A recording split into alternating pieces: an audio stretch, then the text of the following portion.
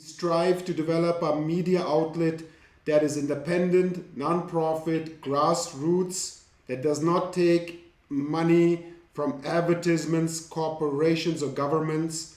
How important is it for people to support independent and grassroots media in this day and age? How important is it to support popular organizations and change government policy to benefit them rather than to benefit the super rich? That's the basic question. That's not only important, but it's essential if we're going to survive. I mean, just remember what the neoliberal policies of the past 40 years have been. I gave the rough estimate for the United States, stealing $50 trillion from working people and the middle class to enrich the ultra rich and the corporate sector. Well, that goes on, and of course, much else, like climate denialism under the impact of the banks, the fossil fuel industries, so on. They say, let's make as much money as we can, and who cares what happens? Well, that's a recipe for total disaster, species annihilation. If all of that isn't changed, and soon, there isn't going to be anything else to talk about.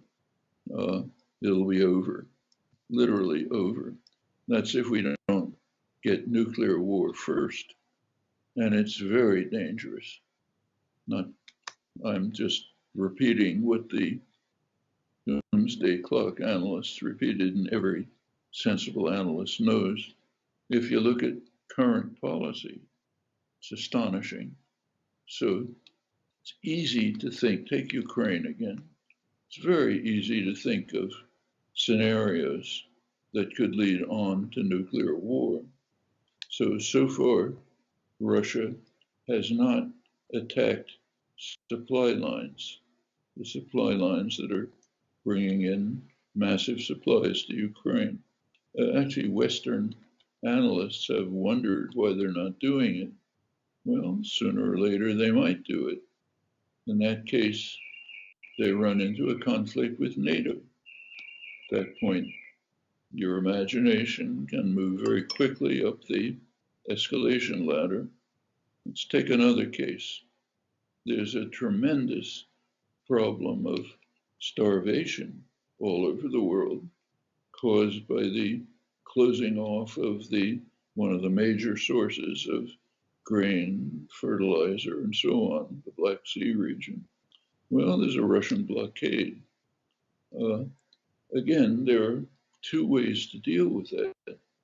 One way is violence, what comes naturally to the United States and its allies. The other way is negotiation and diplomacy. Well, what do we see? 100% talk about escalating violence. So the Wall Street Journal, major business journal, just had a major editorial in which they said the United States Navy should break the blockade. Okay, what happens when the US Navy starts confronting Russian ships? Do the Russians say, oh, that was pleasant, why don't you sink our fleet? Not very likely. So you may not like it, but you have to recognize the real world. And the business community, the Wall Street Journal, apparently can't. Fortunately, the Pentagon can, so it blocks these efforts. They're the peacekeeping force in the United States at this point, literally. Take another proposal is send sophisticated, advanced anti-ship weapons to sink the Russian fleet. They already managed to sink the flagship, so let's go on. Again, what happens? Does Russia react? Well, if it does, we're finished. There's even leading figures like Hillary Clinton, for example, or lots of people in Congress who say we should impose a no-fly zone. That sounds nice. Again, the Pentagon blocked it because the Pentagon understands what the heroic posturers don't understand. Namely, if you want to have a no-fly zone, you have to have control of the air. Control of the air means you attack and destroy Russian anti-aircraft installations which are inside Russia. Then what happens? Well, if you want to make fancy speeches, fine, nothing will happen.